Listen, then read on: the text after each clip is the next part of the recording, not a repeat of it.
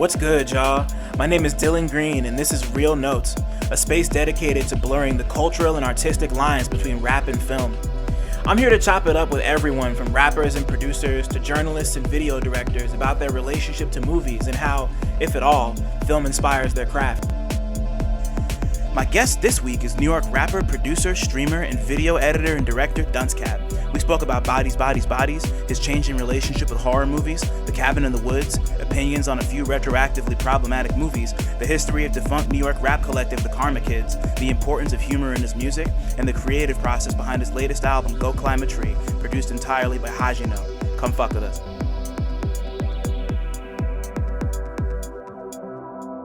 I mean, like, before I do the drop, we might as well just talk about it now since we're recording. Like, streaming is something that I've always been really intrigued by, and a lot of my friends do it, and I really enjoy it when they do it.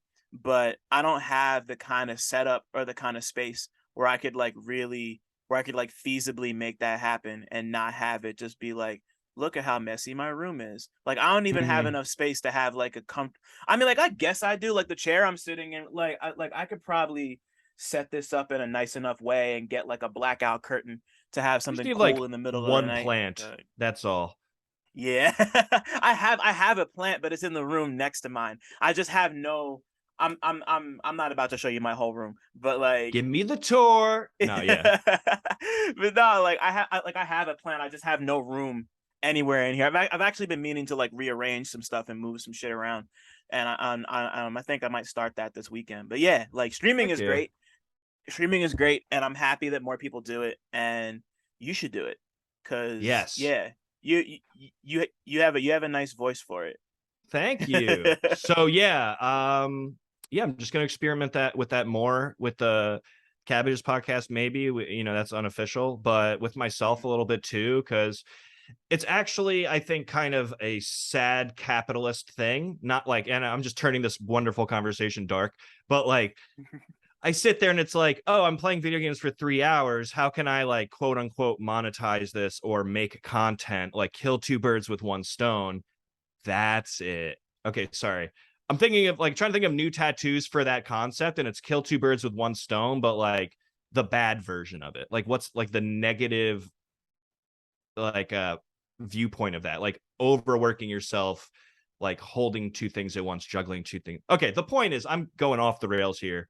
Streaming's cool, and when I'm just like playing video games and like not doing anything, it's like somehow interacting and, like, quote, putting something out there when it's something I Right. just enjoy and don't have to think about it. You really just had me thinking about what like the opposite of killing two birds with one stone is. I'm like really intrigued by that. If I can't think of something before the episode's over, I'll tell you later. But Thank like, you. Yeah, I'm trying to get a new tattoo. Like, I'm not very impulsive for tattoos, and I'm trying to not change that, but like, it's been about time. Like, there's some rooms, like some spots I'm trying to fill up. So, but I feel you.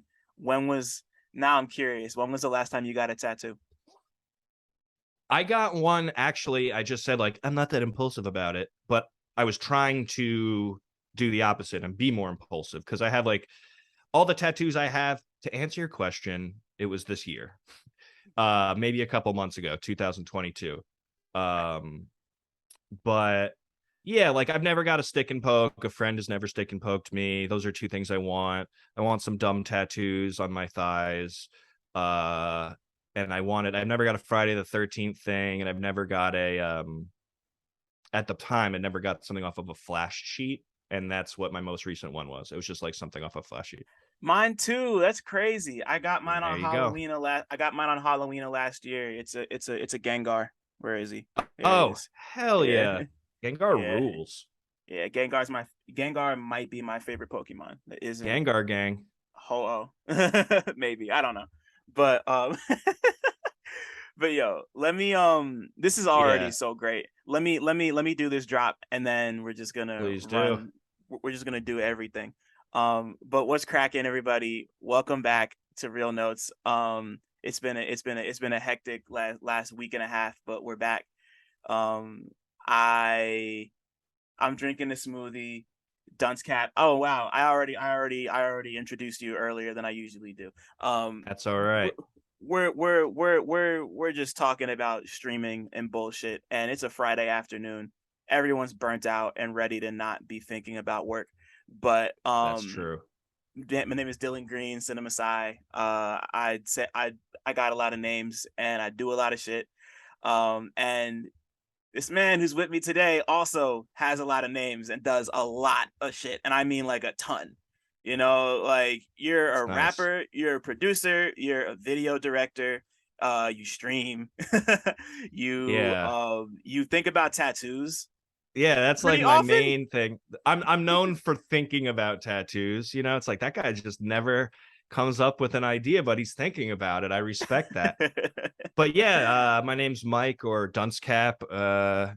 Do all the things you just said. Thanks for having Uh-huh. me. Bro. Excited, fan, and this is gonna be fun. Love Same movies. here. Same here, bro. I'm happy you're here. Like I was rocking with the Karma Kids when y'all were really up there, like doing your Thank thing. you. So like, yeah, like I've been getting nostalgic recently. It's like we played so many shows and we were just kind of like out here. I don't know, just being rambunctious. right. And now y'all are like still out here, but just like on your own. Like, yeah, yeah, yeah. Like especially you and 11. Like shout out to 11. I haven't seen or heard from him in a while, but I hope he's doing all right. Yeah. Yeah, I know he's out in Jersey living his life, and I think he's doing well. I just saw him post online about I think he got one of those Donda players. Like I think Mm. his work got one or something, so he was able to like mess with it. Uh, and then Googie's out there as well. I think they're crashing together, or I know they are living together. But Hell yeah. they're doing their thing. I'm still hitting Googie up about doing some stuff on a new project, and Mm. And he was and they were both on your last project too. Go climb the yes. tree. Yeah. Yes. Yeah, I love working with people that, I already have a rapport with. It's really nice to kind of just have like those returning characters and then like have the new guests and stuff. But then Right. Head Trip's out in Portland, making music, doing his stuff, and Samurai Banana is in Brooklyn. And I do the podcast with him and I play video games with him because he's my friend. And he is making some new music, releasing it, but I don't want to speak too much about that either. I let him do that. Hey. Absolutely. Well, yeah, yeah. Just like quick shout out to the Karma Kids because y'all really did your thing. And I still have one of your CDs around here. I think it's in my CD stack over there, but I'm not gonna go dig for it. But That's all yeah. right. I got a whole thing of CDs in my car. Everything you say, I'm gonna have like a really slow anecdote that takes up all the time. All right, keep Nah, going. I'm man. sorry. Nah, you're straight. Thank you for being here, Mike Duncecap. I appreciate you. But I'm gonna ask you the first question I ask everybody who comes on here. What was the last movie or TV show you had a strong opinion about? You saw that you had a Okay. strong opinion about. Okay. So I feel like I have really strong. All right. All right. I just saw Bodies, Bodies, Bodies. Okay, finally, somebody wants to fucking talk about this movie. Tell me how you felt about it. Okay. So I thought it was a good movie, but I don't really okay. So Bodies, Body, Bodies, who those who don't know, it's like a murder mystery kind of deal, like kind of like Scream, kind of like a slasher flick. We got teens in the house. Except, the years go on, so teens are from a different generation now. And like that, the zeitgeist of Gen Z, whoa, Gen Zeitgeist, or there's something there with the Z's. Yeah, totally. Um, yeah, I guess that just kind of reflects in the story a little bit about like people pointing fingers at each other and suspicions and stuff. Um, and I don't know if I want to spoil the whole movie. I thought it was kind of like it suggested. I don't know if this is spoiling it, so I won't reveal all my cards here. But like, I thought it suggested something that was kind of interesting-ish, but like also kind of like nothing. It's like at the end of the day, it's still like a slasher horror movie, a who done it. There's a twist, or is there a twist? No, like whatever. Like Mm-hmm. it's been done forever, before films, and I still think it's very entertaining. I think it's a very well done one of those. I think Pete Davidson played a very convincing like douchebag. For whatever. I'll leave it at that. And you know, I liked all the characters. I thought all the characters were really nicely written and fleshed out. um a cameo from a comedian at one point, Connor O'Malley. Oh um yeah, okay. I was wondering who that was. I know who you're yeah, talking about now. yeah, that guy. He's really wild. I like his YouTube content and stuff. And that's my body's opinion. I guess like the controversial hot take on a lot of things I have is like things that have been hyped up that I slap a big like that's fine sticker on, you know? Yeah. I feel like that's been happening to me more and more too. And at first, I was gonna do the same for bodies, but I thought about it for a couple of days after I saw it, and I was like, I actually really enjoyed that. And like it like my big issue was that oh man, I'm forgetting her name, but the Eastern European Borat 2 character. actress. Right, right. Oh, that's her. That's her, yeah. Wow. Okay. Yeah. No, I really liked her. Yeah, Because she did really well. she was amazing in Borat too. But I want to rewatch Borat too, because like Borat, you know, Borat's Borat, and like I right, kind of watched it expecting. I mean, it's Borat, so I saw Borat, but you know, like right, I want yeah, to rewatch it as like watching her more because like I wasn't like she stole the show and like she's huge in that film, but I just want to rewatch it. I guess you know. yeah. Same. I haven't seen it since it because like that's one of those things where it's like you had to watch that like as soon as it came out to really get the full effect, you know. Right. And like I'm kind What of do you think interested just to about that? see. I like films that I feel like there's certain films and shows that you'll like that are better like when you see it immediately. And that's why I asked, because it's like if I didn't watch that at the moment that it came out, would it still be as good? You know what I mean? Right. Yeah, totally. Like, and I'm really interested to see if that I'm really interested to see if that like really holds because like it's really funny. The Giuliani shit always kills me. I still think about that all the time. Like just the fact that they like managed to make that happen was really beautiful. But Yeah. but like but like she did so like I wasn't huge on her character at first up until maybe like the last half hour of the movie of What bodies. what didn't you like about her character? I just feel like cause like I'm just now realizing that it was because they were trying to kind of keep us at a distance, or like it was weird because she's supposed to be the audience POV character, right? Like she's the person who's coming into this friend group having known nobody, and we Right. obviously know nobody. So like so like she's the POV, and like we know so little about her up until like the last half hour of the movie that I had a really hard time connecting with her as the POV character. Mm, Just on like some real brass tacks like who are you type shit. But it like obviously her character gets more fleshed out and like we don't really like I can't say that we like understand her motivation, I guess, but like it works, you know? Like we get yeah. yeah, we get enough about her that that it's fine and my complaint means nothing, you know? Like Right. Well, yeah, I guess they got to keep you in the dark because, you know, as every, you know, in every kind of like who done it, like that POV protagonist like ends up being a suspect too, you know. So it's like right. if they did give you everybody's backstory, they couldn't be like what it, actually it could be you because if you knew they didn't do it, then it wouldn't be like, oh shit, what if it is her? You know, like they couldn't Right. really pull that rug if there is no rug, or that didn't work. No, no, They just no. can't. I got it. Yeah. Yeah. You had it. You had it. Yeah. And also it was sold to me as like it was sold to me as like a Gen Z answer to Scream. And I didn't really get a lot of Scream from that cuz like it's a slasher movie to an extent, but it's like not really a horror movie in like the way that Scream is. It's Yeah. like like there's similarities to it, but it's a little too far removed from what Scream was for me to like I guess I was just like it's not as like you can't call something Scream and have it not be extra meta, you know? And Right. like bodies is not a meta.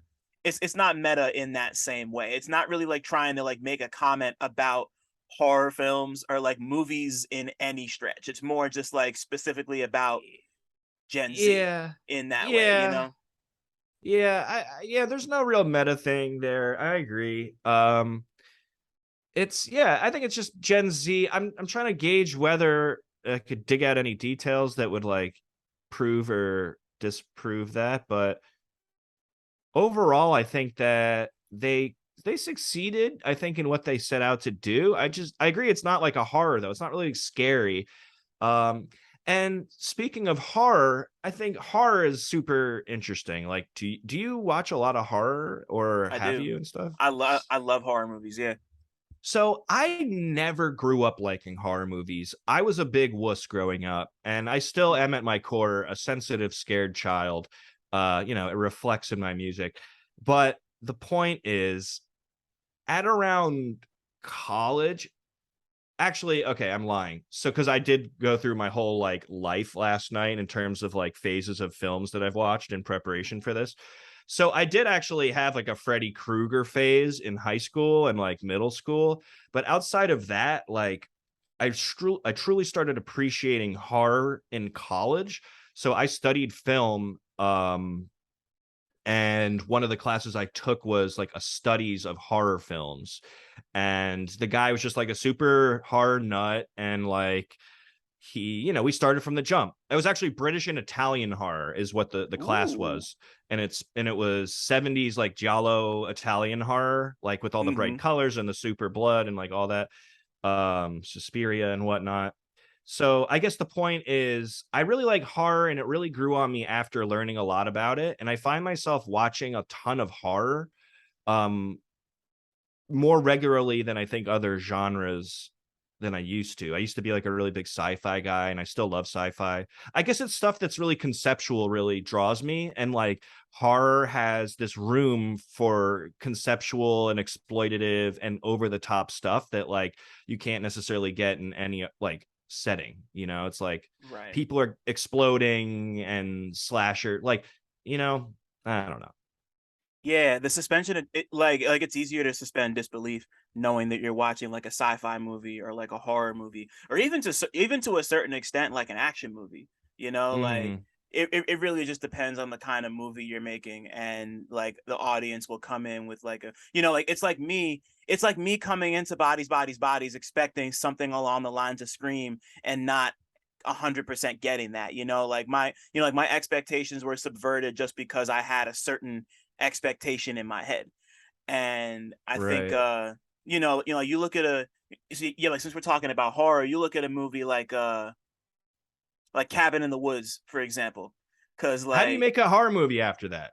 yeah, like it's just like it's kind of like a to an extent, I feel like Cabin in the Woods is almost like the Watchmen of horror movies in some ways. Like maybe Mm, maybe not fully, because like Watchmen was such like a like Watchmen kind of like it didn't just like break the mechanism. It like broke the thing that you use to break the mechanism of like understanding how a comic book works, and like Cabin in the Woods doesn't get to that point, but it's like very close. It's like the best commentary on what we perceive horror to be that I've seen probably since the first Scream, you know? Like I hear that.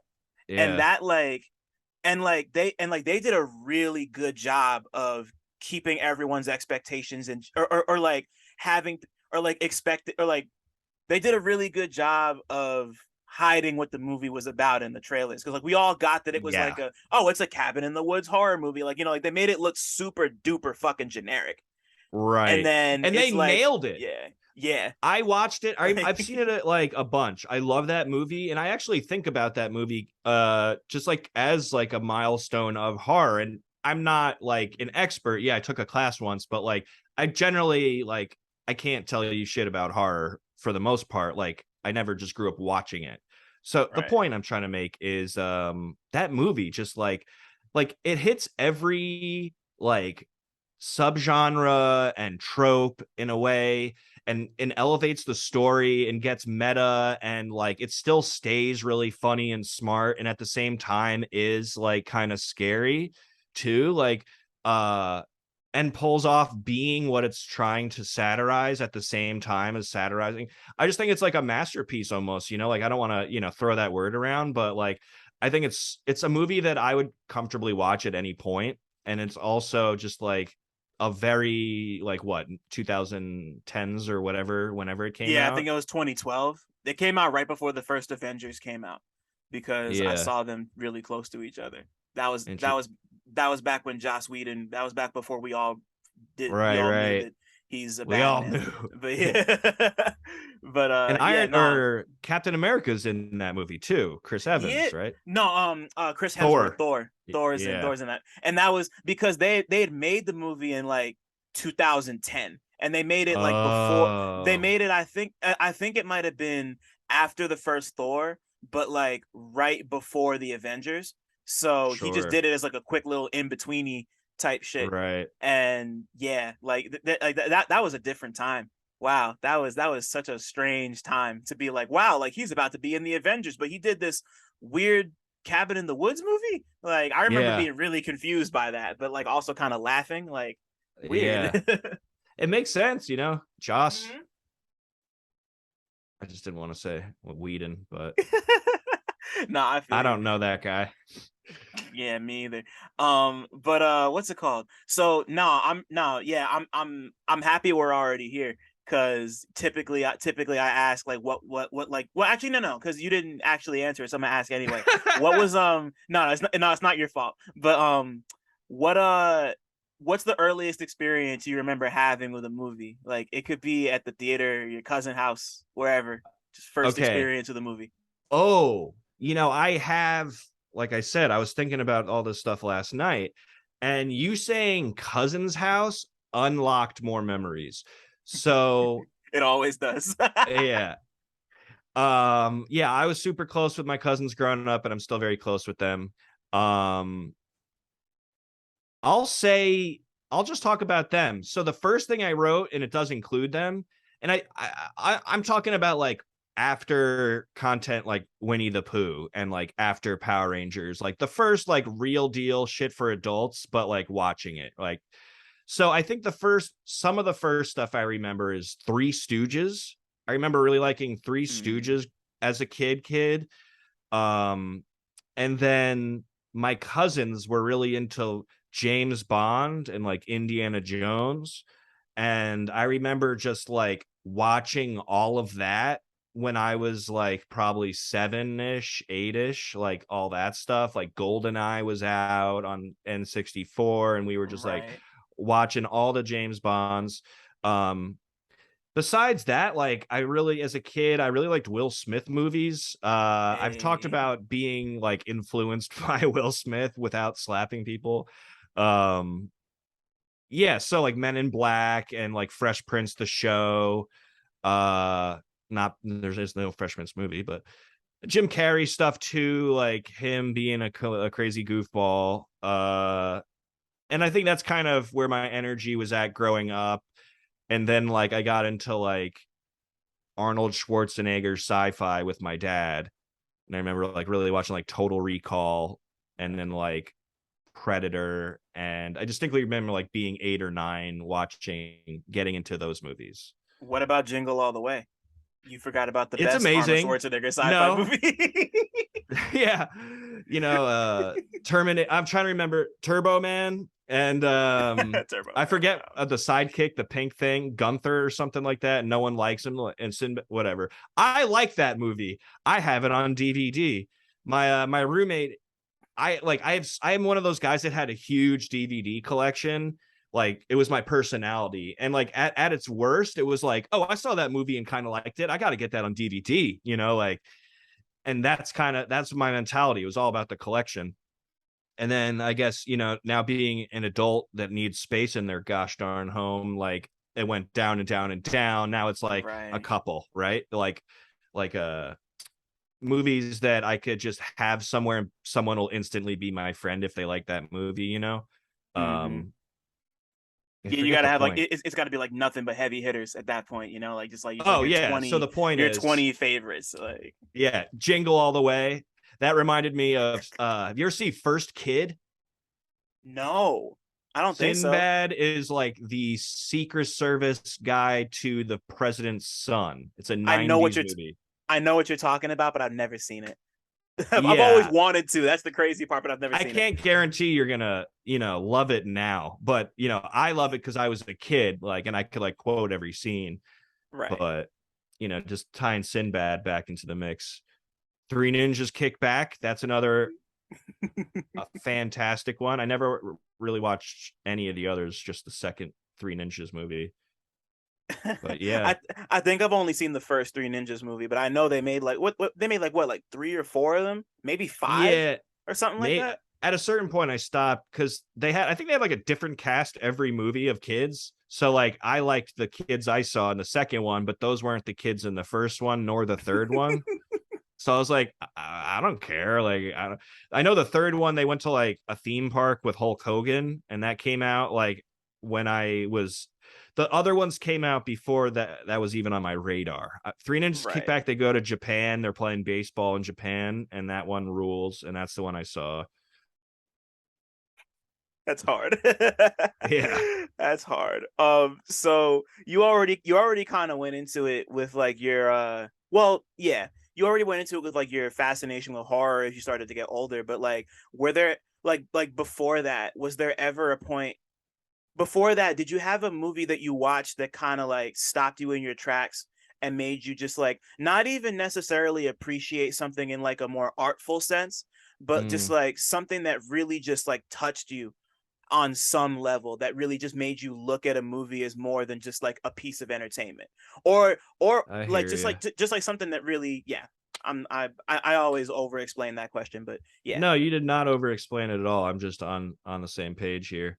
So the first movie that came to my mind, I like don't want to say it because it's like looking back, it's so problematic, was The Professional with because it's Yeah, like such a like a pedo movie, like yeah, a little bit. It's but I great, was but it 12 when I really was is. watching it, so like it Yeah, was different. I don't know, just like the music, the vibe was like French, like it's French guy made it, Luc Besson. So like yeah. very problematic movie, but I love that we're going off the strength that French people are inherently problematic. no That's problem with French people at nah, all. man. Shout out to y'all. Mask Shout out to French people. Shout out to Masked Mask, actually, Maxime. He's I met him through Tumblr in like 2011 from sharing my music, and he's done all or not all, but like a lot of illustrations, mostly all of them for my cover art. And he's French. We only know each other through the internet. So like Hey, shirt shout out. designs and like Go Climb a Tree, he drew like the illustrations on it, and then like Rapping is for Idiots, he illustrated. And anyway, French people, The Professional. Um, yeah, like I think that movie, it sucks. That it just sucks like how gross that movie is, but I guess I thought the action was cool, and like I thought it was cool that a little girl was like an assassin. Mm-hmm. So it would be cool to see like Natalie Portman do that now and like somehow like own it, and like in a way that they could be like, remember how like the first movie was actually fucked up, like like if they could say that in the second one, like Yeah. I think that'd be cool. And like maybe not have Luc Besson direct it and have like like a woman maybe direct it, like That Natalie Portman direct it. that'd be like that'd be like you see Maleficent, the Angelina Jolie one. I it was on TV at a bar that my friend's bar. I went to go visit him, and he just threw it on, and I was like, this actually is kind of great. Yeah, shit kind of rips. It's like I had issues with it. I talk about this with my partner all the time because like the great thing about Maleficent, the character, is that like she's just like evil just because, and she like has Right. no backstory, and like to an extent, her getting the whole like oh like her wings were mutilated and this dude that she loved betrayed her is like yeah having the reason she turned evil just be like some dude who violated her really sucks on that level. But it's a great Yeah, fucking movie. Like it's just a really like Angelina Jolie's great in it. It looks sure. beautiful. It's really fucking Right. freaky. Like The and effects like and the vibe is way more different than I thought it would be. right. It's like kind And of like grim. Yeah, right. And on top of that, like you're saying with The Professional, it's like recontextualizing the story of Sleeping Beauty to be like, hey, this person that you thought was the villain is like, yeah, still kind of a villain, but like here's why she's a villain. I They got a really little appreciate layer, yeah. Yeah, I appreciated that idea of like somebody just being like, that original story is all cap. Like this is me telling you the real story type shit. Like it's just I just found that idea so interesting. And on top of whatever criticisms I might have, it was just like Sure. somebody at Disney was like, we're gonna make a critic I really love by the name of Bob Chipman. He called the movie like Disney's version of like I Spit on Your Grave, I and like haven't it seen is that, kind of, but that's wild. you know That's wild that like that's the comparison. Yeah. it's like it really is just like a rape revenge Disney movie. That's all it is, like it's kind of crazy. So I watched it in a bar with the sound off. You're saying that like, so I was like, yeah, yeah, but like she gets assaulted in the beginning or something, and like that's her story. Yeah, so the prince in the movie, he like falls in love with her, but it's really just because he wants to become the king, and the king is like, you got to go neutralize the fairy leader. And Huh. he fakes falling in love with her, and they like sleep together. It's kind of like implied, but he like like fairies iron burns fairies. So he takes these iron chains and chops her wings off. She has like these beautiful like eagle wings, and he I chops her remember wings off. that in the seeing it on the TV. I see the wing chop scene. I was like, what are we watching? And like, this is Maleficent. Yeah, it's Yeah. crazy, man. It's it's so funny you bring that up watching it without sound, because I did the same thing with the fourth Toy Story movie. I saw it 3 times on a plane, Wow. and none of the All three times times, without sounds? all 3 times without sound. Like I Wow. Have watched the you ever movie watched it with sound? never. It's been What's like, your opinion on it without did you read it? Did it have subtitles? no, it like maybe it had subtitles, but like I went and read the Wikipedia entries, so like I know what it's about, and like and like it's obvious enough throughout, or not obvious, but like I got the general idea of what the movie was about. But like Yeah. having not heard it, it was pretty good. Yeah. Like I almost Honestly, no, finish your thought. no I almost wish they hadn't made a fourth Toy Story movie, because the third one was such a Yes. great ending. And like Yes. and like I'm just the right age for me to have seen Toy Story 3 like the summer before I went to college. Like Yes. I literally grew up with the Toy Story movies. Like 95 I was 3 years old, like 2000 I was 7 or 8, and Right. then Toy Story 3 is like Andy's giving up his toys and going to college. Me, I'm literally about to start my freshman year of college. So I have like, that's Right. like there for me. But anyway, Yeah, I yeah. saw it just leaving college because I was 5 in 95. So, but the same thing hit me, that same generation. Like, I remember watching Toy Story 3. Like, when Toy Story 4 got announced, I was like, these guys, I hate these guys. And now they have like Lightyear coming out, or it is out. Which was pretty good. I like Lightyear, You saw actually. it? It was pretty good. See, this is the problem. They just keep making it quality, and then we keep watching it. But Toy Yeah. Story 4, I did watch, and I didn't want to like it. And I watched it with sound once, and I really enjoyed it. They just know, like, Pixar knows how to tell a good story, and like they're reusing the same IP, sure, but I do some of the things they explored. I think were cool. Opened up. They managed to open up the lore of the series even more. When I finished Yeah. that movie, I was like, this has me asking more questions about the Toy Story universe, which makes me believe they could possibly be like Toy Story 5. Ha ha. They Like, probably will. Who knows, Like, but they can't just keep, it's like, they can't just keep ending the series over and over again. Like, I think that's what they're doing with, Buzz Lightyear. Like, do you think they're going to do like a Woody movie? I hope not. And like it's weird because like because like the whole conceit of the Lightyear joint is that like that's the movie that Andy saw that inspired him to buy the Buzz Lightyear doll. Oh, is that what it is? Yeah, and yeah, like they literally say that's like there's like a title card at the beginning. It's like, this is the movie Andy saw in '95 that inspired him to buy the doll. So like that's the That's whole really cool. So yeah, so like it's not a sequel. If anything, it's like a prequel, but it has nothing to do with the actual Toy Story universe. It's specifically a Buzz Lightyear thing. There's no like it's only In the the only world of Toy Story, it's not anything that actually happened to Buzz. It's all the stuff that like the when he's character that like, inspired the action figure. yeah, Yeah, interesting. I personally love that idea, and I knew that going in. So I was like, all right, this It's sounds great, you know? Like it's interesting because like I having brought up that, I was like, hey, I wonder if they'll make a Woody one. I don't think it would work actually now thinking about it, because it's like in the context of Toy Story, Woody was like the everyman or whatever, and then Buzz comes along and he's like very self-serious, and his character arc is that he loosened up. But like that's why I think Lightyear works, because that guy was always like, it's Buzz Lightyear in the beginning of Toy Story 1 almost, right? It's like I'm a space cadet or whatever, kind of. yeah, it kind of sorta. It's like cuz like he clearly takes his job seriously, but he's also it's almost like the new Batman movie in the sense that I this is didn't like see that either. so so long story Or I short, saw Toy Story, but not that. Yeah. Or long Buzz story Lightyear. Sorry. gotcha. No, it's cool. So long story short, like the Batman movie is like that's like that's like Bruce Wayne like just starting out as Batman. Like he's not like the gruff experienced Batman that we know. And this is and it's the same thing for Buzz. Like Buzz hasn't like Star Command hasn't even started yet. Oh, okay. Lightyear ends with them founding Star Command. Oh, so So they're gonna do a like million more of these.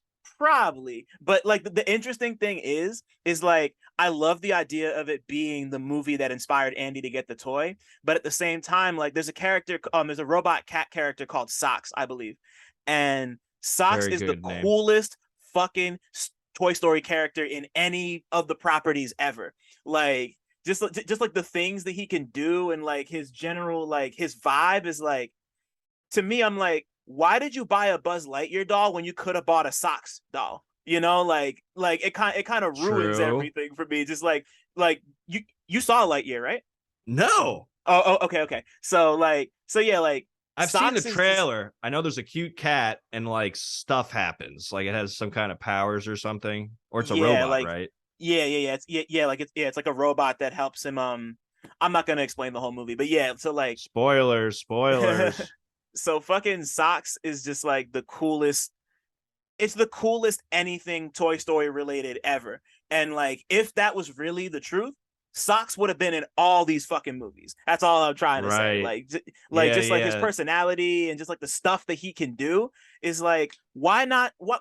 Like, it just makes me mad that Socks wasn't in these movies. You If know? Socks, maybe they'll make like a cut, like when this like in the '90s, Lucas put out the Star Wars movies Yeah, again with like extra scenes and shit. Like they'll add the yeah. Socks cut of all the Toy Story movies. We need We the just Socks get cut. we need the Socks cut. Get a petition going, and we'll get a bunch of people. You could get anybody to sign a petition online. Yeah, yeah. I'll have 20,000 signatures by 6 o'clock. I'll make it happen. God damn, I'll make it happen. So let's jump over to the other side with music. When did you first fall in love with music, and when did music first come into your life? And when were you like, this shit is tight? Music I think has always kind of been there. So my dad, or yeah, my dad I think is the one who kind of brought more music into my life. He worked like in finance stuff, but or still, well, he's retired now, but he worked in finance stuff. But when he was, I guess, in his 20s or whatever, he like taught himself guitar and like I think he did a couple wedding gigs, like being a guitarist, and like kind of just sang covers of like folk songs like Neil Young and Cat Stevens and stuff. So growing up, he would like play guitar to us, and we had a piano in the house, and he would kind of play the piano, or my sister kind of had lessons with piano. I never had lessons with piano, which ironically now I take lessons for piano. I had them today actually. Oh wow. uh yeah, I'm trying to get better. Well, that's why you go. But yeah, so that's kind of where like just music in general came from, but like in terms of actual like artists and who I listened to growing up, um I remember being like around 8 in the same deal where like the first like adult music that I listened to that was like for adults um was Simon and Garfunkel's greatest hits and Seals and Crofts greatest hits.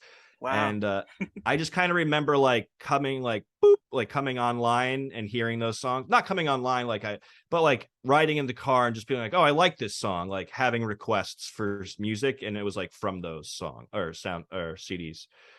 Um, but my first cassette, it my own cassette was I had Big Willie Style. I had the soundtrack to The Sixth Man. Wow. The Arnold movie? Uh Oh no, no, no, that's The my fault. Sixth Day. Right, I'm The thinking of the Sixth Man is a Wayans Brothers comedy about Right, no, I remember basketball now. ghosts. I Basketball remember Ghost now. Brothers. What a movie. Still love that movie. Another one on DVD. Um that I have stored away. So yeah, it was the Six Man soundtrack and the Space Jam soundtrack. And I guess that's maybe where some of the hip hop came into my head, maybe, and started to put down some roots. Um, I remember my mom actually took away the Sixth Day soundtrack because she listened to it. I don't know what's on that soundtrack. I'd have to go back. I only remember Deeper Than Blood, which is a song. It's like an R&B song. It's like deeper, deeper than blood. Anyway, my first CDs were Weird Al, the TV album, which was a Oh. compilation of songs he did that were just TV related, and then Willennium. Wow, you're the only other person on planet Earth I've heard talk about Millennium. I had that on I could CD talk too. about Willennium. Oh Unfortunately, I my could talk a lot man, about Willennium. what an album. Um, Yeah, so since no one, I've never had this rapport with any human except for ones online. Anyway, yeah, I like back in my early teen days, I would write, like I started writing music, like, and posting them on a Will Smith forum, which is so embarrassing. No shit. Yeah. It was JJFP, JazzyJeffFreshPrince.com. And That's like so there was a whole community of like people who made rap music, and that's where I would share my lyrics, and then that's where I first shared anything I recorded ever. wow. And people would give me feedback and like encouragement and stuff. I got in like written out rap battles there. Like they had them. Yeah, anyway, that was some of the music I listened to. And then I'm trying to think if there was any like poignant thing after those like initial CDs I remember having. But that's Damn. where it popped off with music. That's And then I think beautiful. like, yeah, middle school and stuff, it was like leaning more into, I guess that's where I started leaning more into hip hop, and I started rapping because I remember having guitar lessons in 6th grade. And I remember writing, like, I was always writing a lot, like just diary entries or creative stories as a kid, or eventually poetry when I guess I got to middle school. And I was writing like 16 bars, and I was like, wait, this is 16 bars, like, and like I was trying to like play it with a piano or a guitar. And then that's when I kind of just like made the switch to trying to like write hip hop music, or started writing hip hop music. Damn. So from there, so like once you started writing and you did it more and you grew into it and you were obviously listening to more stuff, when like when was the time when you were like, when did you first make a song and think like, I can actually do this? This isn't just something that's like a hobby. Like, I'm gonna go do this. Like, when did I decide to like keep on, like, take it seriously and keep on going? Yeah. I don't know. Um, I feel like it was just, I don't know if there was a switch that flipped. If anything, it was like that moment, where I Okay. was like, oh, I'm going to make hip hop music actually, because that seems to make more sense for me. Like, there was that moment. And then ever since then, like, luckily enough, like my dad was very supportive. He got me like a very cheap microphone. And then like just like made sure I had like a software to record, which was like a free Fruity Loops until we purchased it. Yeah.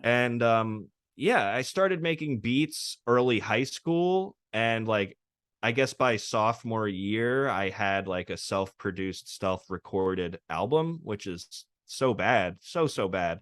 But And this is before Generally Sad Songs. this is, yes.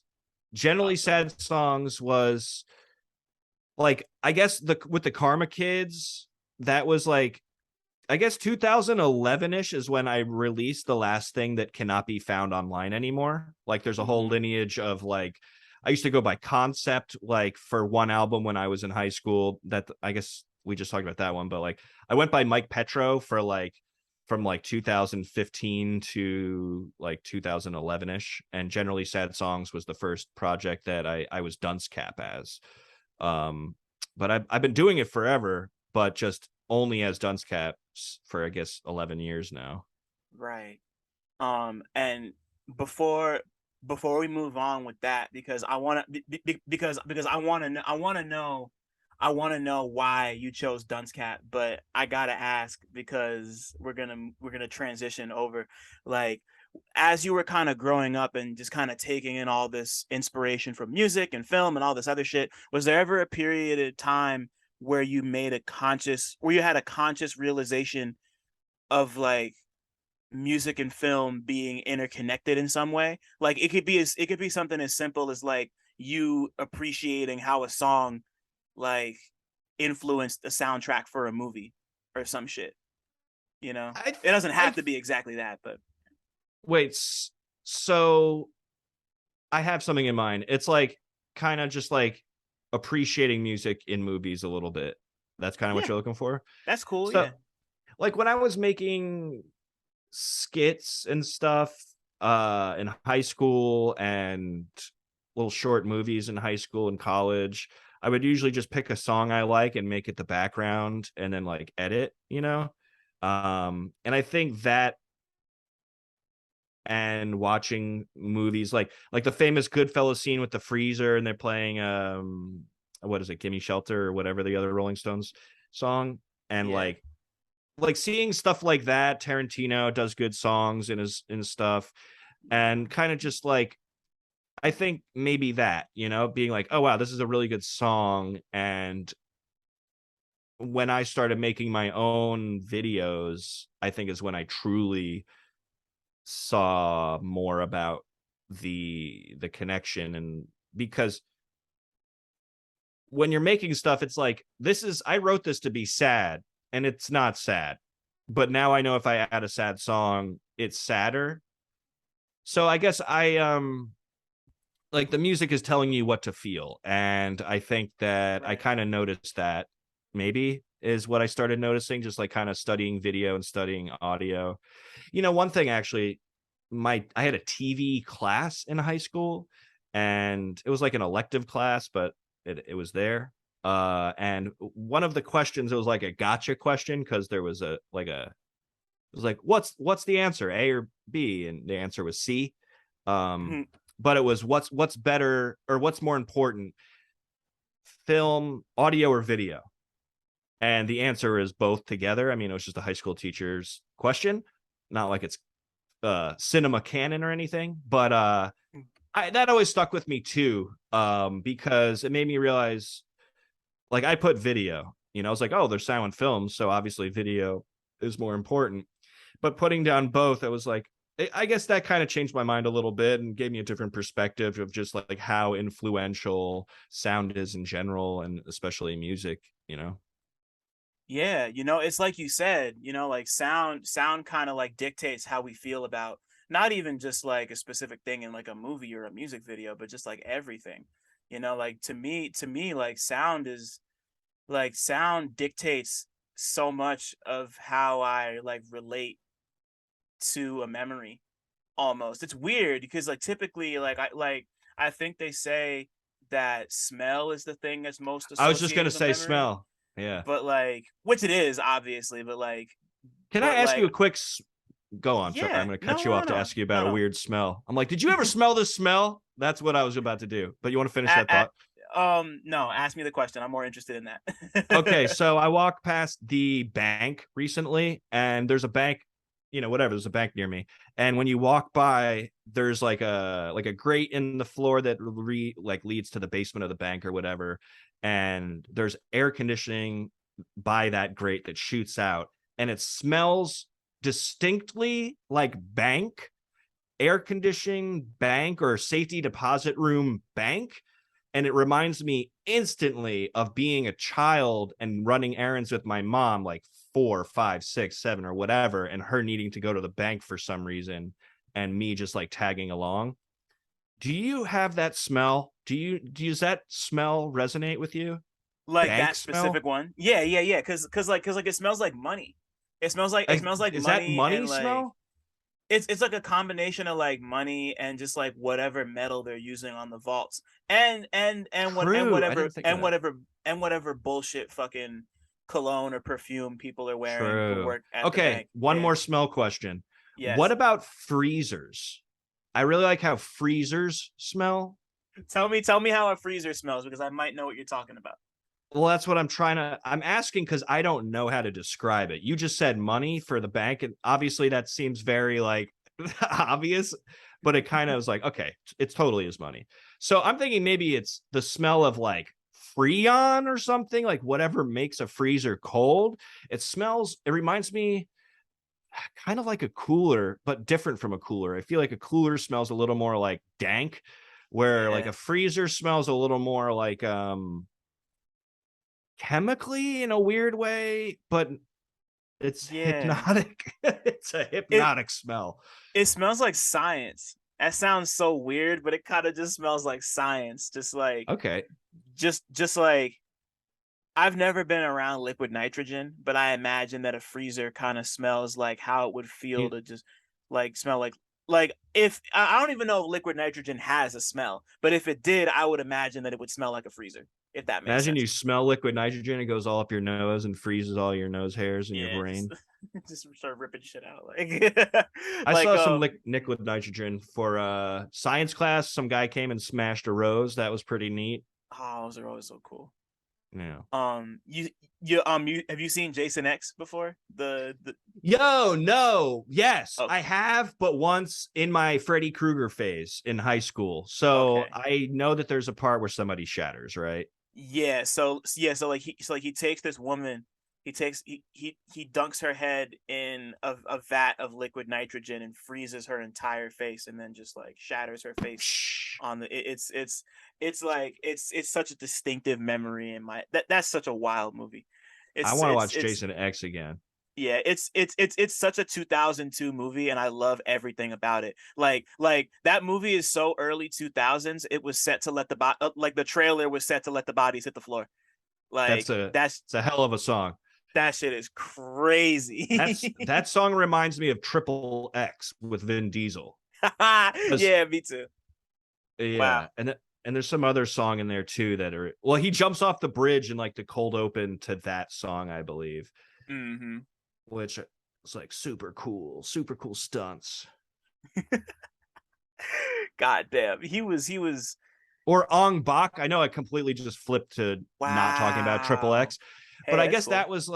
that was like a part of high school too. Is like watching these like stunt jackass Ong Bak with like you're like, oh, he's beating the fuck out of that like extra Yeah. or whatever. But like stuff like that, I love shit like that.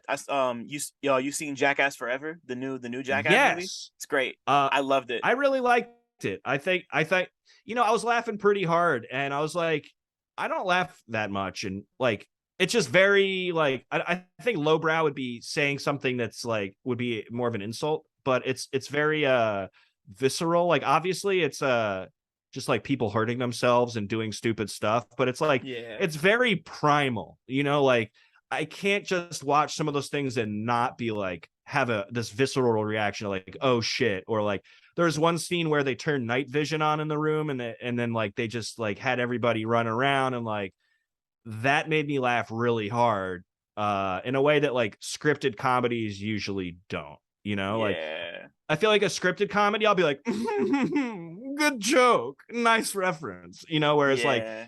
somebody like farting in someone's face, I'm like, ha, ha, ha. You know, like there's just like, it just like gets me on a different level. But you know, there got to Yeah. be room for both.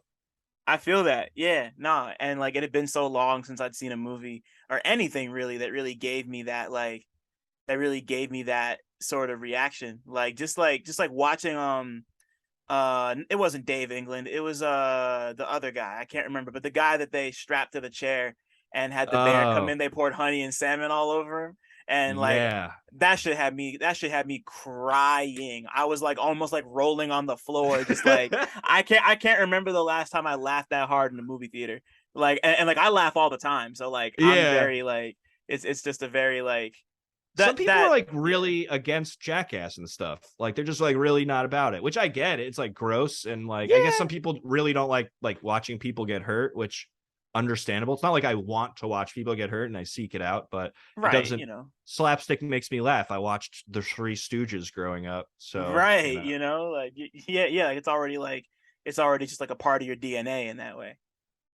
I like Jackass to me is actually insane. Like not literally, well, whatever, maybe, but the point how influential to just culture it Yeah. was. I feel like it some people like get it and like or like, wow, like this is pre-YouTube and like this is all YouTube is.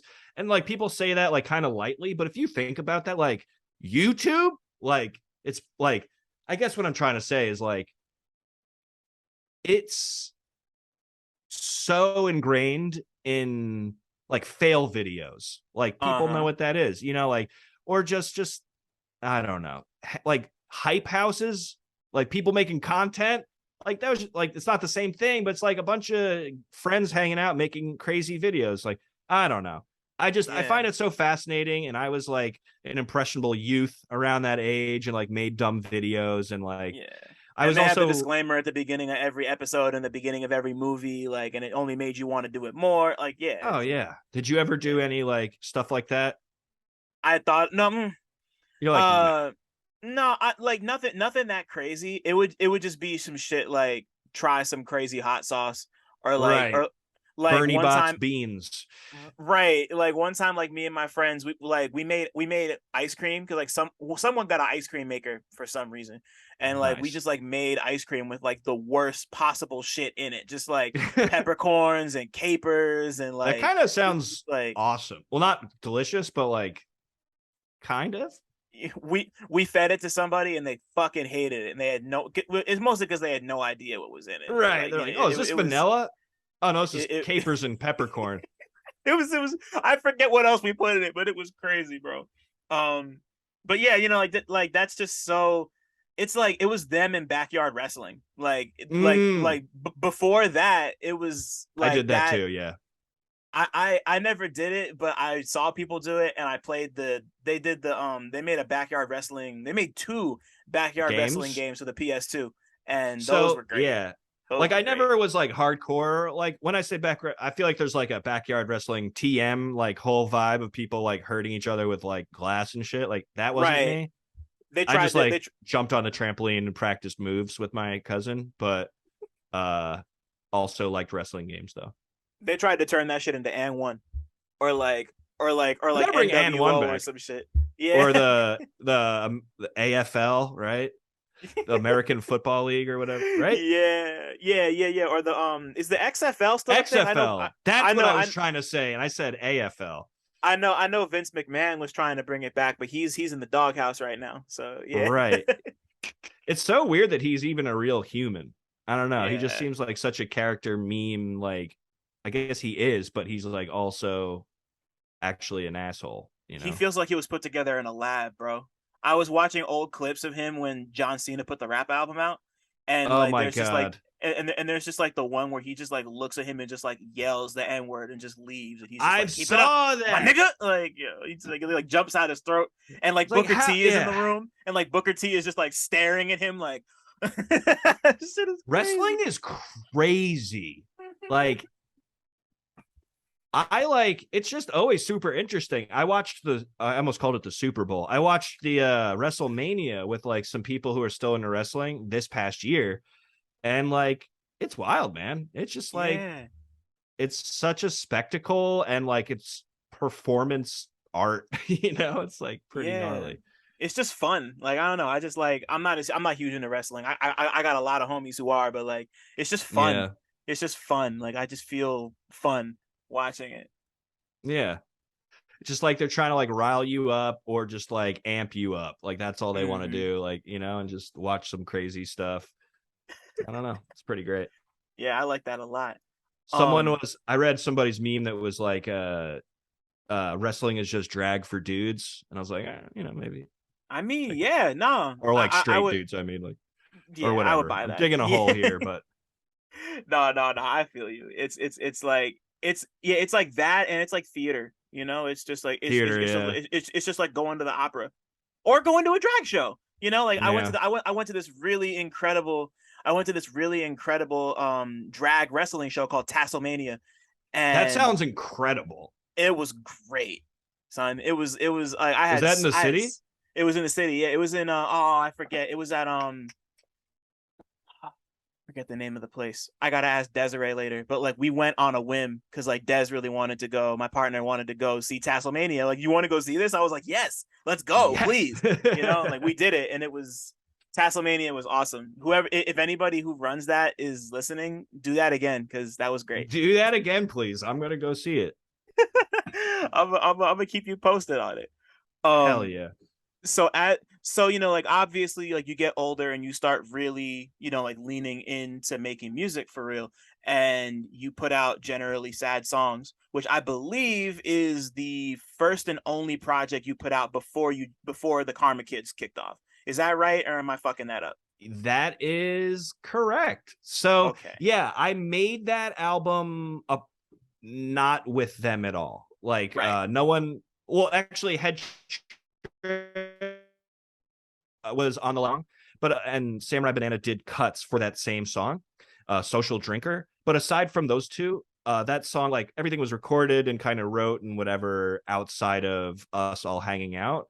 But it was like kind of released when we all started hanging out. That's why those guys are on that. But at the Mm-hmm. same time, like most of it was completed before then. So yeah, after that, it was me and Samurai Banana did Human Error, and that was like the first Karma Kids solo project thing I did.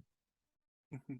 So putting generally sad songs together, like that's like the first body of work of yours that you can find on the internet that you're not gonna put a whole bunch of qualifiers on. Like Yeah. you do that, and then you join up with everybody in the Karma Kids. Like once you kind of made that transition from kind of making music by yourself to working with them at that time, like do you like what do you feel like you learned about yourself as an artist that you brought with you from working on Generally Sad Songs to the stuff that you did with them for That's I such a can't even great remember how many question. years. Yeah, so great question. Thank you.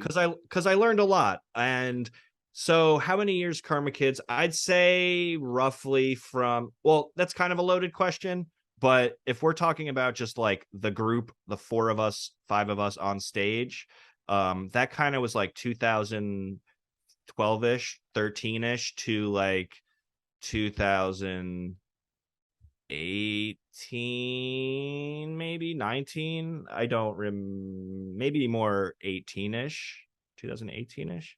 I don't know. But what did I learn from that? I learned a lot, and how I operated.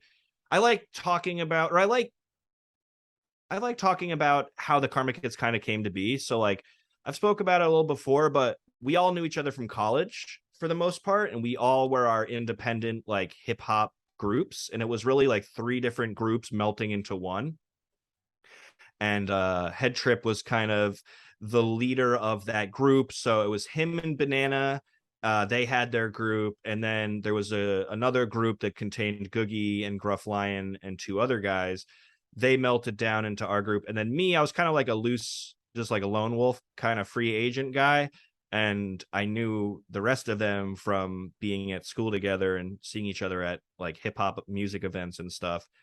Whatever, we all meet up, and I was always making music about being sensitive, I guess, and like my emotions, like generally sad song, miserable then. On like any given full-length project, there's definitely a couple songs about being like sad or about like a broken heart or something. So I've always been in touch with like my sensitive side, and I think I filled that role a little bit in the Karma Kids, whereas um at least towards the beginning, like, Gruff Lion had his influences, Googie had his influences, um, same with Head Trip, and I guess whereas everyone has their emotions, I guess me talking about being a little more sensitive is where I kind of not cornered the market, but it's where I felt that I was I operated from the most, I guess, and the other people could go there, but not necessarily that wasn't like their default, so to speak. And Right. then I think Duncecap came to be. I remember you saying that is like I was coming up with a new name because I wanted to separate Mike Petro as like a video thing so that like I could get work or whatever. Because if you typed Mike Petro, there would be like music videos where I was being a little reckless or whatever. So I was like, all right, let's separate this. Um, but also what I really noticed is my humor, the side of my like I try not to be too humorous, but I'm just naturally like making people smile and make people happy. But I think in music, like that can be seen as kind of corny, or unless you do it right. Like, I don't know, like Koreatown Oddity is so good, and like he makes really humorous music, but it's like Yeah. so good. Whereas like I don't want to be like seen as Little Dicky or like anything like that, where it's like, Right. I think there's like a line. And I think being dunce cap, I always maybe I'm a little too hard on myself or too self-aware about it. But there's been like, a handful of people that have been like, man, you should stop being funny, or stop being weird or whatever. Um, but I think that having people in the Karma Kids helped strengthen that. And none of them said that stuff. But it's like I have to, in order for me to be kind of a goofy, I have to have someone I'm trying to make happy. So like if I'm Right. working alone, there's not someone I could be like, hey, cheer up, buddy, gooble gobble geeble. It's mostly like, man, I'm alone right now. And then that's what the music becomes. Or like, I'm alone right now is song one. Then song two is like, I made an omelet today. It's like, Yeah. so it's like that's where I get a little off the cuff and alone, because it becomes more kind of I'm looking not reclusive, but like that's just where I'm operating from. If I'm not hanging out with a bunch of people, I can't kind of talk about chilling with people and doing things, going out and like having these more extroverted hip hop song ideas, so to speak. So I think Right. that was brought out of me. And also being on stage, it was very intimidating for me at first because some of these people also had a rapport together. Like Googie and Gruff Lion came from a rap group together, so they had a rapport of working on stage together. And then Head Trip and them also were together working together before I was peppered into the group, so they all had a rapport. So me coming in, I was like, who am I in this group? Like, what makes me special? um I actually, the story of the glug, I make that noise a lot, um Yeah. is they all kind of had their own ad lib at one point, and I wanted to have my own little ad lib, and I did. That's where the glug came up. I just like decided that was my thing. Um, but yeah, I don't know. I guess what did I come out of that learning is I think I had better stage presence. You have four guys on stage that are all trying to do the best that they can do. I think there's a lot of positive what's the word, competition, healthy competition on stage too, and I think that brought Yeah. out a lot of really great performances where it's like I can be the foil or a contrast to another person. Whereas again, if that's not on stage, I'm 100% me with nothing to work off of. It's a little easier. Like if I make a joke to the crowd, it's not like everyone is going to laugh. Oops. If not everyone's going to laugh necessarily, or Right. I'm not going to get that instant, like, I know that was successful. I know how to operate from here because it's like bright on stage. But if I'm working on stage with three other guys and I say something funny and then Googie laughs, I'm like, oh, that was funny. And now like I could, it's a little more reaffirmation too on stage. Cause like, you're working with people and you have something to go off of. So I guess Right. I learned what works. Like, if now I know a little bit better, I think I have a better stage presence from doing so many shows. I know how to like work a dead room a little better, maybe, and like, I don't know, project my voice and be confident. And then in terms of my music itself, I kind of, I developed a little more of, I've said a self-deprecating braggadocio, where it's like I realize that like bragging in hip hop, is something that happens a lot with everybody does it. Mhm. And when you're not a confident person and you're coming from a lonely place, sometimes it's harder to brag. So I kind of found Definitely. like a loophole where like I would brag about how sad I was or like how stupid I was, So that's where kind of Duncecap, the name, comes in, where it's oh, like, oh, Duncecap is so dumb. He has left his fly open. Like, is if I say that confidently, it's like a quirky, cool thing now. So I think like operating as Duncecap among the Karma Kids helped me hone that personality as well, where I was like, what am I gonna be? Like, what makes me special? Well, I could be kind of aloof or goofy, or I talk too much, or like, I think if I just kind of like address those things and try to be what I am in real life, it'll come across better and more organic and more special. And I think I kind of learned that a little bit. And when I'm alone, it becomes, I get too in my head sometimes and I don't release music, or it has to be really perfectly or not manicured, but like every detail, and has to be ornamented. And Right. it kind of, I think working with other people, it's like just more natural and comes out like, oh, that was great, first take, cool, whereas like I'll do 100 takes by myself just because I don't know if it sounds good or it doesn't compare to the perfect recording I had in my brain, like, Right, because you're your own toughest critic type shit. I totally get that. Yeah. yeah. That's such a that like I'm actually really happy you brought that up because of course like pretty soon after the Karma Kids dissolved, you started putting out another handful of projects, and one of those is Miserable Then, that was produced entirely by Elucid. And Yes, shout out to Chaz, by the way. And shout out he to Chaz. like it's interesting because a lot of your music a lot of your music tends to be self-produced, and that's one of the only solo projects of yours that, well, aside from like Go Climb a Tree, that wasn't really produced by you. So kind of There was moving. the human error with Banana, but yeah. Right. My fault. No, you're um good. so just kind of like moving from that space of like isolation and loneliness to working with a group like the Karma Kids, to coming out of it and making music on your own, but kind of bringing more people into your world. like what was that transition like for you, like working with people like Hajito on Go Climb a Tree? I really hope I just pronounced his name right. I don't think I did. Hajino. Yeah. Hajino. Okay, okay, cool. Hi I got it. Yeah, it's a stage name anyway. So, but yeah, Hajino, Hajino. Right. I've So, yeah. sorry, I didn't mean to cut you off. Nah, you're good, man. Oh, The Yeah, so working with other people is really good. And I kind of want to do that again.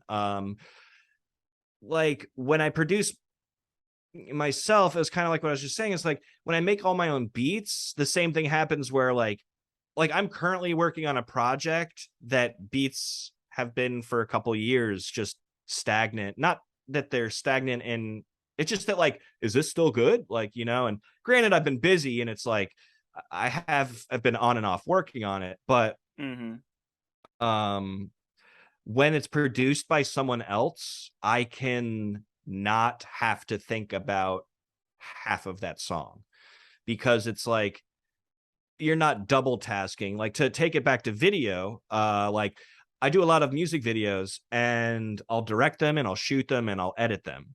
And when I'm Right. directing and shooting them, I'm a little bit less good at directing because I have to spend a little more time setting up the camera.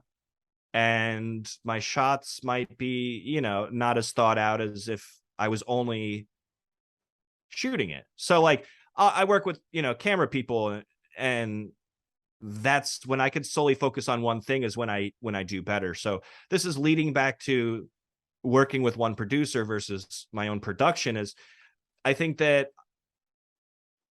when I work with other people like Hajino or Samurai Banana, or a Lucid, I get, it's almost like I'm communicating with them. You know, it's like their vibe, like the same way where it's like where I said before, it's like I have someone to kind of bounce off of a little bit.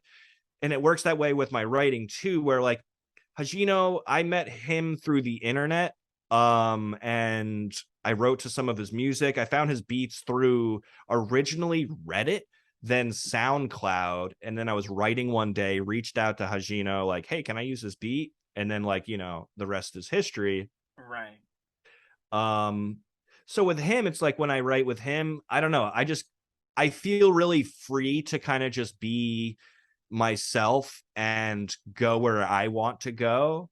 With Banana, it's like I also feel free. He's one of my best friends, but I feel like I want to really make him happy, and I think that kind of pulls my music more towards a side of things that I know make him laugh, you know, like on Human Error, there's like a song called Sniff about like smelling pets that hang out in the sun too long because their fur gets like a little dank.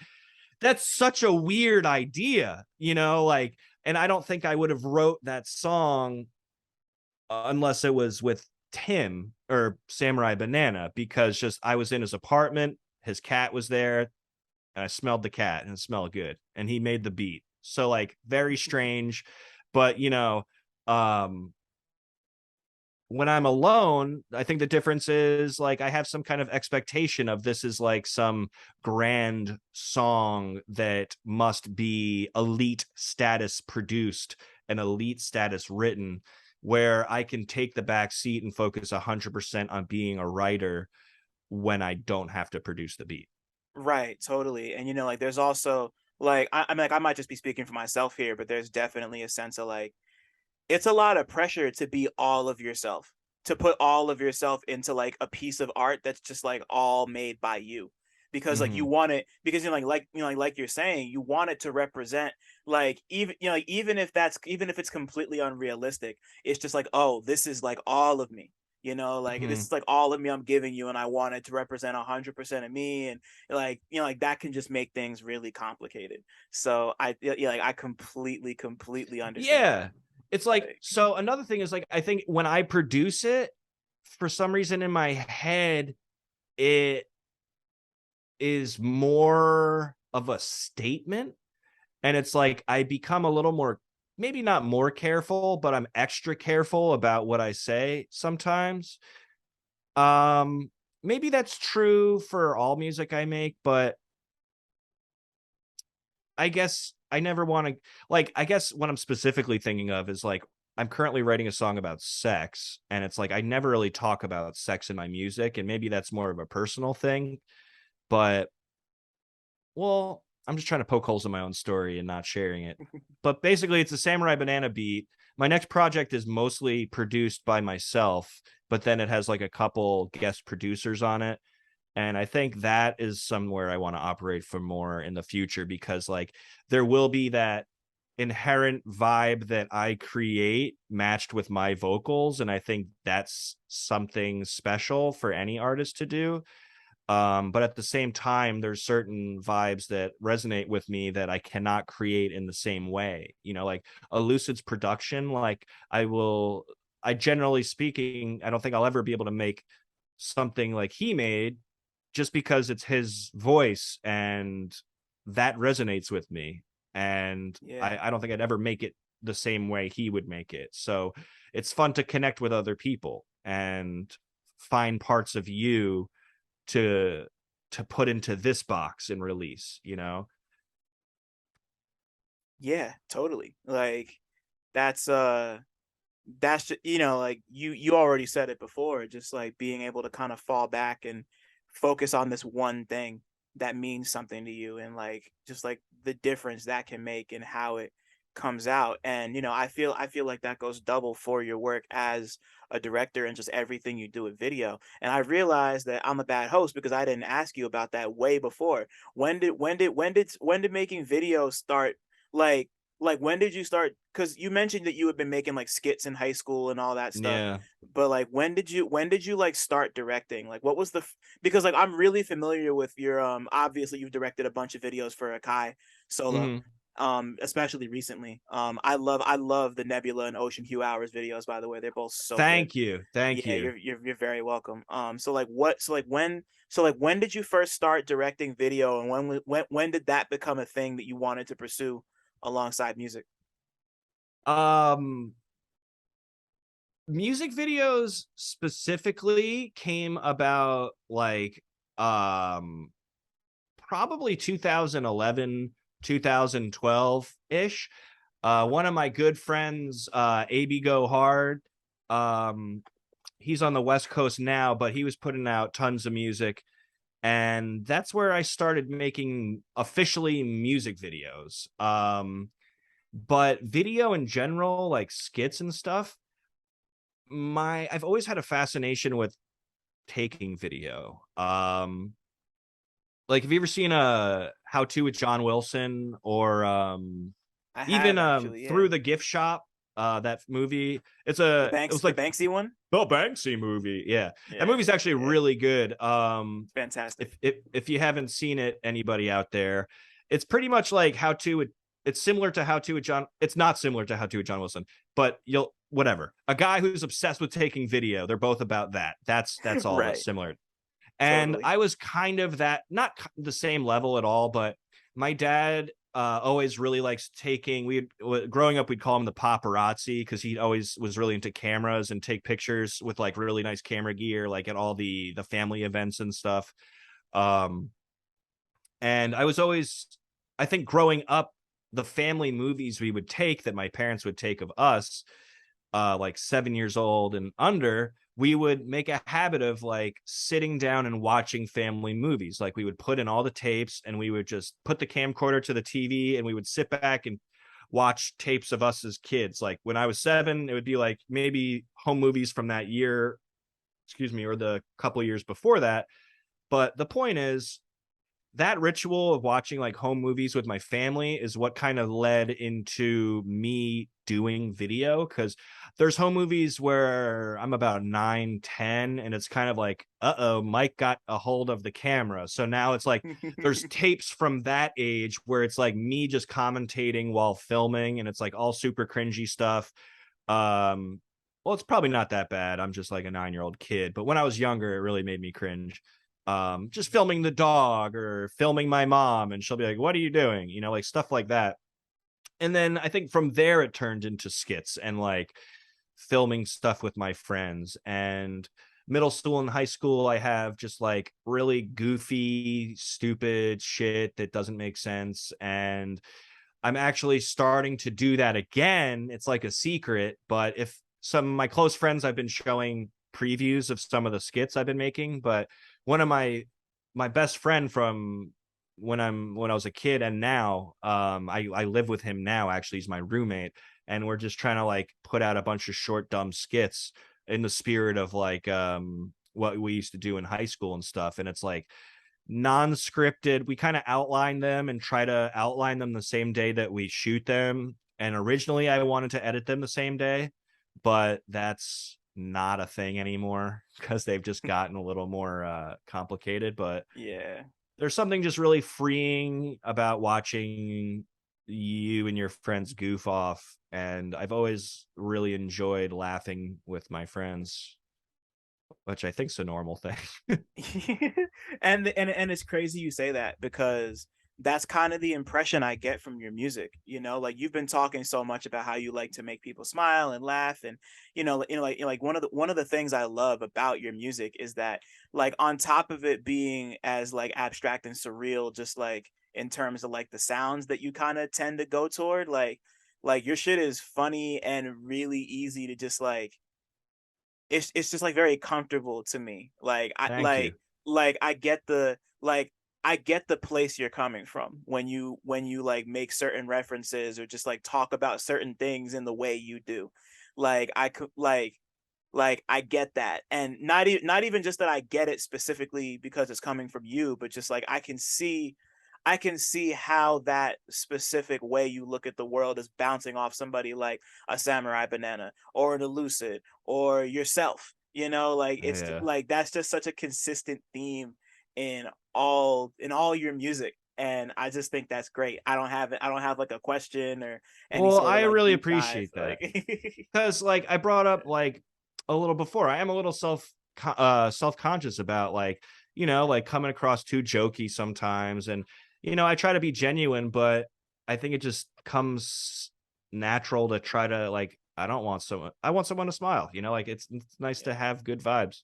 Life's And hard, bro. We can laugh sometimes. Like we can afford yeah. to laugh a little bit. Like it's all And good. the other thing is like, I think another reason I come from that angle a little bit, and not every time, but it's kind of like there's kids starving, you shouldn't throw your food away kind of thing. It's like, why should I complain about something really trivial or pretend to be someone I'm not when there's like the best, like I can only the most interesting thing I can be is myself.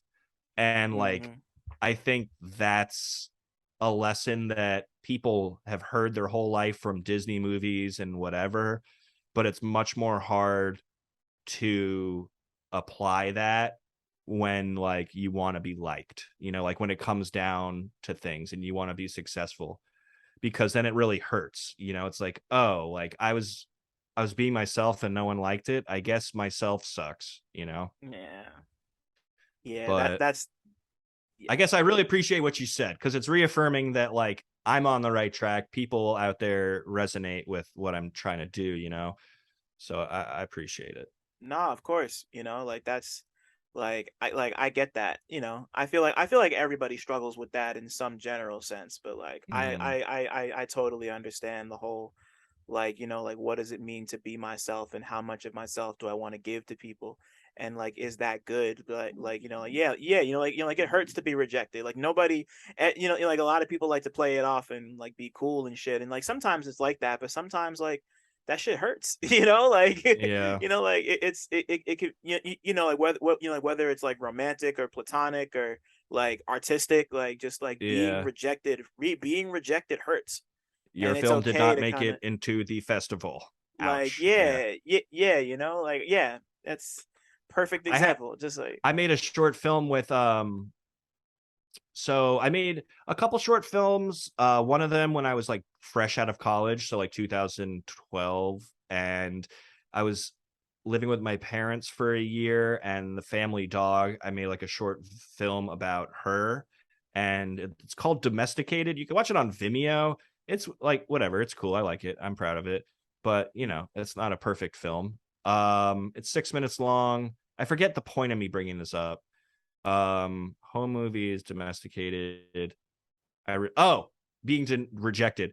So I yeah. submitted Domesticated, the movie about the dog, to a bunch of film festivals online, and one of them specifically was the Dog Film Festival. There was like somewhere in America there was a film festival all about dogs, and my thing got rejected from that. Like the dog, I thought the bar was going to be pretty low, but that one hurt because I was like, oh, my movie Damn, rules. It's about a dog, and not even the dog. Like, how many dog movies are there? Like, what are they screening over there?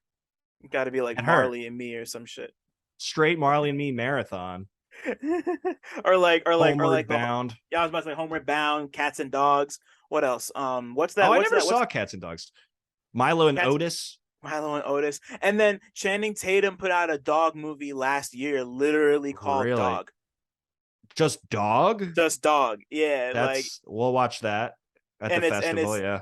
it's one of those it's one of those like this man is like a military man and he's going through a life transition and he finds a dog and Oh, it's yeah. one of This makes those. sense. What an One of American those. movie. I can Yeah, for imagine real. I could see the poster now. Yeah. Yeah, it's the one with like him standing in front of the back of the truck and the dogs in the back of the Of truck and it just says course, there's a dog. truck. Like type Yeah. shit. That shit Yeah, makes we me need more laugh. dog movies. Yeah, we need more dog movies from you. That's what we need. Honestly, yeah. There was this one dog movie that I watched. I think it's called My Magic Dog. It's for free on YouTube, and Oh it's just wow. wild. It's I want to make sure that I didn't just lie, but it's really silly. It's like a kids movie from the 90s or something, and I think it's a dead dog actually. I don't think it's a magic dog, but I didn't call it like my dead dog. I think it's a ghost dog kind of deal, but not like ghost dog Way of the like Samurai. Forrest Yeah, I was about to Whitaker. say. Yeah. That's a But that's Jim Jarmusch made that movie, right? Because I love that movie. That movie's great. yes. Yes. Yeah, that's a great movie. I only saw that kind of recently. I saw that with in 2011ish, maybe 2012ish. I watched that with Uncommon NASA actually, because Shout out to NASA. he had a lyric about he hates the Matrix. He thinks it's a bad movie, and I used to tease him about that. So then I watched the Matrix with him, and then he's like, "I'll watch the Matrix with you if you watch Ghost Dog," and I was like, "All right, it's a win-win for me." Jeez, that's like a perfect trade-off too. Like those Yeah, two movies just work together. But Dunce, Mike, before we wrap this up, for sure. I want to ask you two more things. Like we talked about it a bunch, of course, but like you just like you do so many things. Like you rap, you produce, you direct, you edit, you do so many things, and these are obviously all different forms of art that like require different things, but also work on like similar like superficial levels. So like, do you ever, like do you compartmentalize the different forms of art that you make, or is there like a like a cultural exchange going on between like like Duncecap the writer, Duncecap the producer, Duncecap the director? Like, do you ever find like your your do you just ever find like the different shit you make inspiring the way you might do you ever find like the way you direct a movie inspiring the way you rap a song, or like a beat influencing the way you like edit something? That's really interesting and a great question. I would say the first thing I thought of is editing music videos and producing beats, I think are linked. I was going to say intrinsically, but I didn't know if that was too big of a word. Mm-hmm. Um, the way that a lot of like DAWs work and like stretching out audio and looking at it, chopping it, dragging it around is very similar to how it works in a video editing program. It's just like not the main purpose of the video editing program. Mm-hmm. So the point is, I think that making beats on a computer and editing videos on a computer really connect with each other in a certain way. And it's different, but I think if it wasn't for making beats and rapping, my music videos, I think they'd be good still, but like I think that there's an extra layer of comfortability and like I was gonna say navigation, but I don't know. I've been someone told me once that they're like, I think you like those are connected. So that's why I wanted to bring it up because I Dope. buy it a little bit. But in terms of like, have I ever directed anything that made me want to rap differently or vice versa? That's pretty interesting. And I think the closest thing I can think of, well, okay, my brain split off in two ways. One of them was that acting, and one of them was outtakes. Do you prefer one or the other? You could give me either one or both. It doesn't matter. Yeah, I just want to be respectful of your time. Okay. Um, So outtakes, oh, that's short. Basically, I love outtakes on movies. When I had all those DVDs, I would watch like outtake reels, gag reels, blooper reels all the time. Same. And I think part of some of the other stuff we watched, like or talked about, like Jackass, or like that had that element into it, like everyone's laughing and fucking up and shit. I love that in songs. I think in certain rap songs when people are talking shit, um, it's like it's great. you know? And I think bloopers and behind the scenes of that, I try to catch for real organic shit.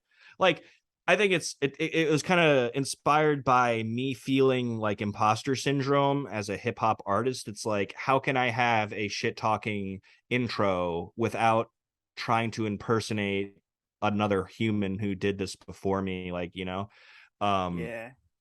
how can I be genuine? And as you know, I talk a lot. So I've asked Steel Tip Dove in the studio to start rolling early and keep whatever I say before the beat drops. And I'll have to, I don't always do that, but I did that for Resting Dunce Face. There's a lot of like beginning and ending skit types of things, or like just one phrase that were kind of just culled from like outtakes. So I think like that's how maybe directing or editing has influenced rapping, or how I make songs a little bit. And then the other thing I was going to say about acting is I'm very much a director when I direct, but when I rap in the booth, sorry, excuse me, I'm very much like in my head, I'm a director and I'm performing, literally performing to the mic. So if it's not 100% like genuine from the soul or whatever, a bit of acting comes into it. Like, oh, I know this is a sad song. I need to record it today. I'm not sad today. So it's like a degree of acting comes into play. And I think having advice that for acting that I've personally given to other people on set, I think some of that stuff comes into play where I might be telling myself certain things. And I don't really have a specific off the top, but just like something I might say on set is do less. I think a lot of people overact, but the same could go for rapping too. And people are trying in the same way. Someone's like, oh, I'm really sad right now, boo hoo, and you might want to say like a song, like when you're rapping, oh, I'm really cool right now, you might project it in a way that like you really want to say you're really cool right now, so now you are being disingenuous to some degree or whatever. So like Right. I try to avoid that. And excuse me again, I guess that's where that comes in. I'd say the producing really correlates to editing video, and then directing correlates to performing a recording on like for in the booth. Right.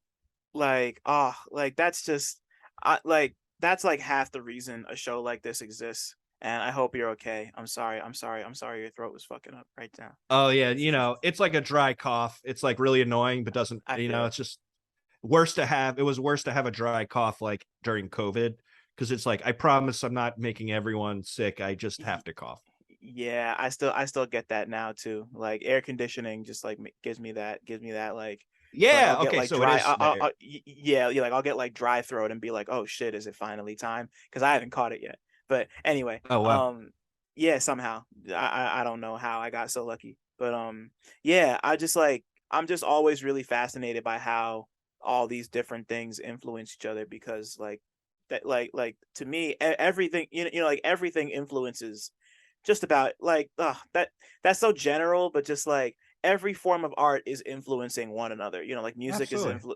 music is influencing painting, film is influencing literature, fucking like sculpture is influencing goddamn um furry shit. I don't know. But like I think, and it's so beautiful, yeah. because Yeah. like the first thing, you gotta go. I know I'm wrapping up. It's like I'm at therapy No, and I'm that's like, cool, wait, man. wait, wait, you gotta go. Like Wu-Tang, right? Like if there wasn't for 70s kung fu movies, there would be a different Wu-Tang. You know what I mean? Right. And Yeah. Oh, those yeah. are, 30 years apart, or however the exact number is, 25, whatever.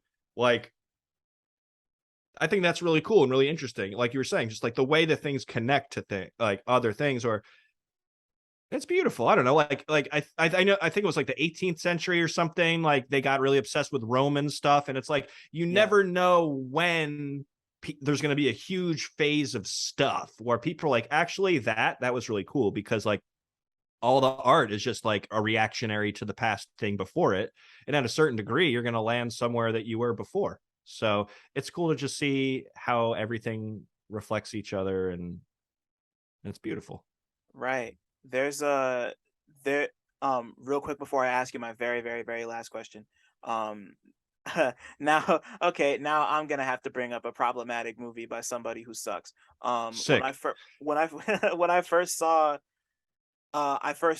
Woody Allen's Midnight in Paris, the Owen Nice. Wilson movie where like Yeah, he like yeah. travels back to, yeah. So like I'm like y'all don't need to go see it. It's not like that amazing, but like long story short, Owen Wilson is like I forget what his job. I think he might be like an art auctioneer or something, and Or like yeah, like something yeah. like that. And like he like his favorite time period of all time is like 1920s Paris, and he just like he and his girlfriend go to Paris, and he like maybe hallucinates, but not maybe not that he's in 1920s Paris, and he meets this like French woman and like all these like literary and artistic French icons, and like not even just French, but like so like he meets all of them, and like he's like, oh, like I'm like a dude from the year 2000, whatever the fuck, must have been like 08, 09. Like Right. I'm a dude from the 2000s who's really inspired by all of this. And then he meets like Hemingway and like F. Scott Fitzgerald and Zelda Fitzgerald, and like they're all like, oh, well, like we're really influenced by this stuff from like the 1870s. And then like Mm, there's like a whole scene in the movie where it's like they meet their idols from the 1870s, and then they're like, we love all these people from the 1740s, and it just like goes back and back and back like that. um yeah. I hate to bring up Woody Allen because fuck Yeah. him, but like that Yeah. but like the general idea of like people being inspired by stuff that came 20, 30, 40, 50 years before them is something that really stuck with me, and I didn't think about that until I saw, unfortunately, Midnight in Paris. So Yeah. yeah, I just like that's like that idea is just something that's always in the, just like listening to stuff. It's like we're all just kind of doing riffs on stuff that we fuck with from however many years ago. And I love Yeah. that, like that's what art is, type shit. Yeah. Yeah. I mean, I remember I saw that movie with my parents in the movie theater, and I liked it, but of course, Woody Allen, you know. Right, yeah, and like we were also like younger and didn't fully understand it, like not that young, but like young enough, and it is what it is. Like I'm not trying to make excuses, but shit happens. I've watched a But couple Woody Allen. Yeah, I gotta go. Or you no, gotta no, go. no, no, Go. no, no, no, no, no, no, no. Sorry. Yeah, I think I've seen like one other Woody Allen movie in my life, and I don't need I to see any unfortunately have others. seen a lot. Yeah, but I don't think that you need to see anymore. I think Annie Hall is very good, but it's kind of hard to watch any Woody Allen movie, just like knowing who that person is. Like I Yeah, remember seeing someone I was like, before my parents were gonna be like, oh yeah, he also like, sexually assaulted and married his daughter. Like they didn't my mom was like, I don't like Woody Allen. But like that's when I saw like Annie Hall and like Bananas and like Sleeper and stuff. And like, yeah, but at the same time, like, that's yeah. you know. I the only other one of his movies I saw was it was like this anthology movie about sex. It's like how to succeed at sex without really trying or something like that. I saw it in college, and Oh yeah, yeah. yeah, that was pretty funny. But yeah, like I just, I just my life is no better or worse because I haven't seen Match Point with fucking Scarlett You Johansson. don't you don't need Like to see that. I'm If not you're tripping. gonna go out of your way to watch Woody Allen movies, like watch early Woody Allen. Right. Because he was like super zany weird, and like the movie you saw was like in that period. But then like pretty much like after Annie Hall and stuff, like was when his problematic, my rule in my head now is as soon as like he was problematic in real life is when I stop watching. I feel you. Yeah. That's my That that's my rule that I could live with. yeah, that's how I am with music, and yeah, that's how I am with like artists too. Like just like stuff that I loved, like like I'm not gonna give up the stuff that happened before I realized they were a fucking monster. So I get Mm-hmm. that. Yeah. And my very, very, very last question for you is if your life was a movie, Duncecap, Wow. what would your life be about? What would the movie Wow. be about? Sorry, my fault. If your life was a movie, what would it be about? There we go. So like wouldn't it be about my life? It could be if you wanted it to be, you know, like I've gotten every kind of answer you could imagine to this question. So it's just like, what would it be about? I would want to make something up. And like, I feel like there's movies that have done this, and I can't name a single one, but it's like a fictional retelling of a real person, kind of. Actually, there's a movie coming out. I forget who's directing it, but I like the director, and they're doing a Philip K. Dick biopic, but Ooh. his in real life, his sister died when he was young. And in this movie, she's going to be not dead. And they're like, how his life would be different if his sister was alive. Oh, on some like Once Upon a Time in Hollywood type shit. Okay. Because Wait, because because Once Upon a Time in Hollywood was oh, what was the name of the actress who was killed by oh, Charles Sharon Manson? Tate. You're right, Sharon Tate. Yeah. Yeah, Because in Once Upon a Time in Hollywood, that whole movie is like, what if Sharon Tate wasn't killed by Charles Manson? Like that's the whole right. twist of the movie. So yeah, it's that I just once again just make Yeah, that like connection. historical fiction. I guess I would do Yeah. something like that. So I would just lie about my life and like make it sci-fi or something. You know, it would be like the same story in my life where it's just like kind of average kid grows up, goes to college, and like does art stuff while having a job. So maybe like the beginning of the Matrix, maybe the Matrix is what I would do, but my life, That and that no, some kind of finish. big bad, maybe, you know. I don't know what the antagonist. I think in real life I would be my antagonist. So maybe my antagonist in my film is like a representation of being hard on yourself in some way, in form of alien. This sounds a lot like Futurama. Maybe I would just make Futurama, because that's like goofy but also sciency and nerdy. So Yeah. like I like those elements. I'll take it.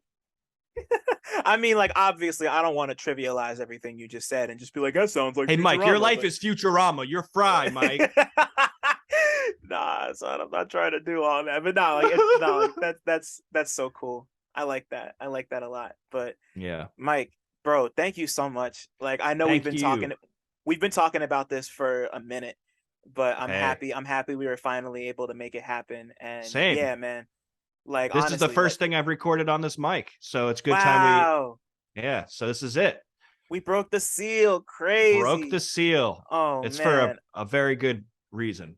Very good. I'm so happy that you had me on, and it's been wonderful. Yeah, man. Yeah. Just like, you know, like I like the music is great, and you know, just like the fact that you're able to juggle all this different shit is really cool to see. You know, like as somebody who also juggles a bunch of different shit, it's like It's real out yeah, here. just it really, bro. It really is. But just like thank you again for like even taking the time. I just like I you know, like I don't take that I really that means a lot that anybody cares to come on and like to anybody cares to be like, hey, I like your shit, I want to come on. Like that means a lot, so thank you.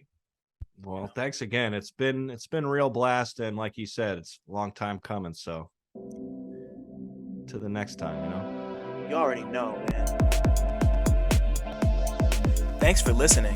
Shout out to y'all for making it this far, and shout out to all the black people listening too, because y'all really impeccable. Don't forget to like, subscribe, and tell a friend to come through next time. 1